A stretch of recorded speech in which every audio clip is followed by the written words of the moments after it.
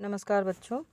BA part first के second paper में हम प्रमुख भारतीय राजनीतिक विचारकों के बारे में समझने का प्रयास कर रहे हैं। कौटिल्य के बारे में चर्चा कर रहे हैं हम अभी पिछले वीडियोस से। तो कौटिल्य के जो विचार हैं, जो अलग अलग उन्होंने टॉपिक्स दिए, अलग अलग उन्होंने चिंतन में अपने बात की, वो हमने समझने का प्रयास किया। आज हम कौटिल्य का जो सबसे मोस्ट इंटरेस्टिंग टॉपिक है, सबसे ज़्यादा जो बहुत अच्छा लगने वाला आपको वो जो चीज़ है वो उसकी शुरुआत करेंगे। परराष्ट्र नीति यानी हम जो आज विदेश नीति की बात करते हैं उसके लिए मनु, शुक्र और कौटिल्य विदेश नीति के स्थान पर परराष्ट्र नीति शब्द का प्रयोग करते हैं। तो इन तीनों को पढ़ते, लिखते, समझते समय आपको भी विदेश नीति शब्द का प्रयोग नहीं करना, परराष्ट्र नीति शब्द का ही प्रयोग करना है। तो ये बहुत ही इंटरेस्टिंग है। तीन इसमें चीज़ें सम्मिलित हैं: उपाय, मंडल सिद्धांत और षाडगुण्य नीति। यानी कि तीन स्तंभ हैं, इसके तीन कैटेगरीज मान सकते हैं परराष्ट्र नीति में। तो कौटिल्य ने अंतर्राज्य संबंधों को बहुत ज़्यादा महत्व प्रदान किया है। उनका ये मानना है कि सुरक्षा और प्रजा का सुख शांति तभी संभव है जबकि राज्य का दूसरे राज्यों के साथ मैत्रीपूर्ण संबंध हो, मित्र ज़्यादा से ज़्यादा हो, शत्रु कम से कम हो। सेना जो है, सेनापति, राजा हर प्रकार से अपनी राज्य की सीमाओं की सुरक्षा करने में सक्षम हो। उन्हें होने वाले आक्रमण की पहले से सूचना मिल जाए। कोशिश तो पहले यही हो कि आक्रमण ही ना हो, क्योंकि जिससे पहले ही ये इस तरह का प्रयास किए जाएं जिससे कि किसी भी प्रकार के शत्रुता या दुश्मनी को लेकर के कोई देश आक्रमण करे, अपनी सीमाओं की सुरक्षा हम स्वयं कर सकें। ये सारी चीज़ों की वो बात करते हैं। तो उन्होंने अंतर्राज्य संबंध यानी कि परराष्ट्र नीति के सैद्धांतिक और व्यावहारिक दोनों पक्षों पर विस्तार से प्रकाश डाला है। तो सबसे पहले जो तीन चीज़ें मैंने आपको बताई, तीन चीज़ों पर ये परराष्ट्र नीति जो है वो खड़ी है। तीन जो सिद्धांत हैं, पहला उपाय, दूसरा मंडल सिद्धांत और तीसरा षाडगुण्य नीति। इसमें बिल्कुल भी कंफ्यूज होने की ज़रूरत नहीं है। ये उपाय तो इनके बारे में आपने थोड़ा बहुत सुन रखा होगा।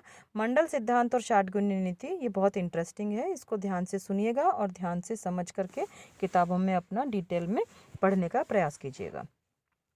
उपाय सबसे पहले हम ले लेते हैं। जो एक कहावत में कि भाई ये व्यक्ति ये काम नहीं कर रहा है तो साम दान दंड भेंट किसी भी तरीके से इस व्यक्ति से इस काम को कराओ। यानी कि ये काम किसी भी तरीके से, किसी भी उपाय से इस काम को कराया जाना चाहिए। तो वही चार उपायों की बात करते हैं कौटिल्य परराष्ट्र नीति के संदर्भ में। तो पहला जो साम है, कौटिल्य का ये मानना है कि राज्य को परिस्थिति के अनुरूप, परिस्थिति जिस प्रकार की भी हो उसके अनुसार साम, दान, दंड या भेद इन उपायों का इस्तेमाल, इन उपायों का प्रयोग करना चाहिए। साम का अर्थ है कि सम्मान से, प्रेम से, सद्वचनों के द्वारा दूसरे पक्ष को अपने अनुकूल कर लिया जाए। यानी कि कौटिल्य राजा को साम जो उपाय है उसको निरंतर अपनाने का परामर्श देते हैं। उनका ये मानना है कि यदि सम्मान देने से ही किसी को अपने वश में किया जा सकता है तो ऐसा प्रयास जरूर करना चाहिए जिससे कि मित्रता ज़्यादा से ज़्यादा देशों के साथ हो और शत्रुता कम से कम देशों के साथ। तो जितने कम शत्रु होंगे, जितने ज़्यादा मित्र होंगे, उतना ही राज्य जो है अपनी प्रगति और विकास पर ध्यान दे पाएगा। फिर दूसरा उपाय की वो बात करते हैं, दान। यानी किसी को इसमें दो प्रकार का क्या कह सकते हैं कि धन दे करके, ऋण दे करके या कर आदि से मुक्त करके किसी भी प्रकार से धन से संबंधित कोई ऐसा उपकार करने को दान कहते हैं। जैसे कि मान लीजिए कोई लोभी राजा हैं, कोई निर्धन राजा हैं, छोटे राज्य हैं, उनको दान का उपाय प्रयोग करके उनको अपने वश में किया जा सकता है, तो ज़रूर किया जाना चाहिए। तीसरा वो भेद कहते हैं, तीसरा उपाय कि शत्रु के हृदय में शंका पैदा करने को भेद कहा है कौटिल्य ने।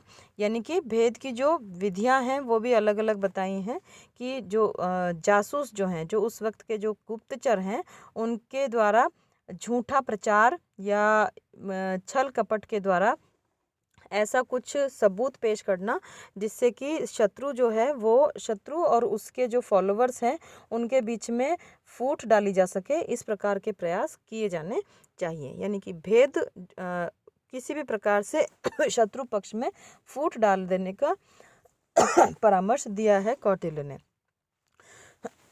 चौथा जो बिंदु है वो है दंड, यानी कि दंड को अंतिम विकल्प और अंतिम उपाय के रूप में मानते हुए वो कहते हैं कौटिल्य कि शत्रु को मार देना, उसको पीड़ा पहुंचाना या उसके दंड का या उसके धन का अपहरण करना, यानी कि उसका धन संपत्ति छीन लेना, ये एक प्रकार से दंड कहा गया है। तो कोई इस तरह का कोई देश है जो कि किसी भी प्रकार से नहीं मान रहा है, आपको परेशान कर रहा है, आपको नुकसान पहुंचाने की लगातार कोशिशें कर रहा है और आपके सारे उपाय फेल हो जाते हैं, तो ऐसी स्थिति में इस विकल्प को अंतिम विकल्प के रूप में अपनाया जाना चाहिए। तो ये हमने समझा कि साम, दान, दंड और भेद क्या हैं। फिर आती है षाडगुण्य नीति। षाडगुण्य नीति षडगुण नीति, यानी कि ये जैसे कि नाम से ही बहुत अच्छी तरह से रिफ्लेक्ट हो रहा है, पता चल रहा है कि 6 गुणों वाली नीति। यानी उन्होंने अलग अलग 6 पक्ष उन्होंने बताए कि दूसरे राज्यों के प्रति परिस्थिति पड़ने पर किस प्रकार का कोई एक जो परिस्थिति है उसको अपनाया जाना चाहिए।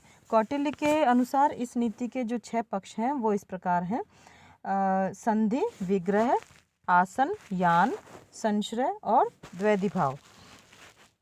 यानी कि इन 6 गुणों वाली नीति को षडगुण नीति कहा गया है। संधि का अर्थ है कि 2 राजाओं में कुछ कंडीशंस पर, कुछ शर्तों पर यदि मेल हो जाता है, मित्रता हो जाती है, उसको संधि कहा गया है। विग्रह, कौटिल्य कहते हैं कि शत्रु का कोई अपकार करना, यानी कि उसका कोई नुकसान कर देना, ये विग्रह है। आसन का अर्थ है कि आसन मतलब आप उस स्थिति की प्रतीक्षा कीजिए जब युद्ध होने वाला है, लेकिन अभी आप प्रतीक्षा में हैं और आप चीज़ों को देख रहे हैं, एनालाइज कर रहे हैं कि ऊँट किस करवट बैठता है, क्या करना है आगे। तो उस प्रकार की स्थिति में युद्ध की प्रतीक्षा में शांत बैठे रहने को कौटिल्य आसन कहते हैं। आसन के 2 भेद माने हैं उन्होंने, विग्रह आसन और संध्याय आसन। जब राजा पूर्णतः शक्ति संपन्न हो तो उसे इस प्रकार के आसन का इस्तेमाल करना चाहिए। वहाँ ये विग्रह आसन है जब उसे ये पता हो, कॉन्फिडेंस हो कि हाँ मैं आक्रमण करूँगा और जीत जो है मेरी होगी। लेकिन जब ऐसा हो कि युद्ध की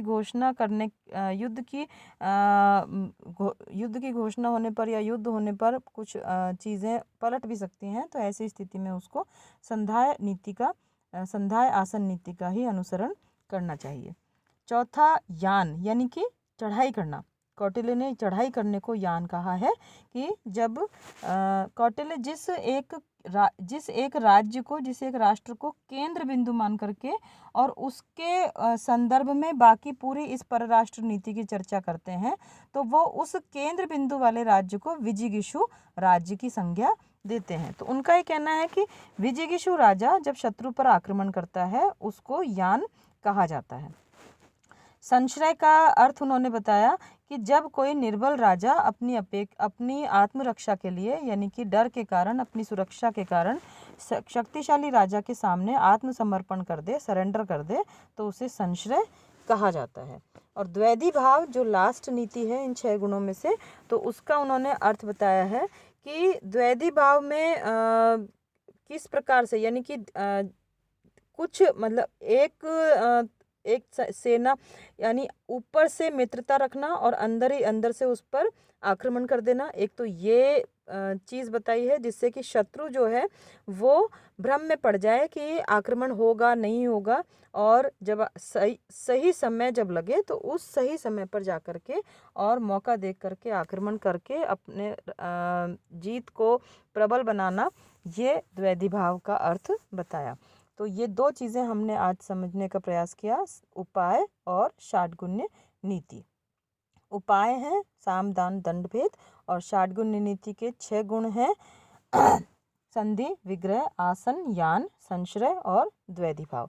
ये आपके छोटे क्वेश्चंस के हिसाब से भी इम्पोर्टेंट हैं चीज़ें, तो इनको उसी प्रकार से पढ़ना, समझना और याद करना होगा। अगले वीडियो में हम चर्चा करेंगे मंडल सिद्धांत का, जो कि बहुत इंटरेस्टिंग है। समझने के बाद में आपको बहुत ज़्यादा इंटरेस्टिंग लगेगा। उसके जो शब्द हैं थोड़े से आपको नहीं सुने हुए प्रतीत होंगे, लेकिन जब वो शब्दों को समझ जाएंगे तो आपको ये पूरा का पूरा परराष्ट्र नीति बहुत अच्छी प्रकार से समझ में आ जाएगी। Thank you.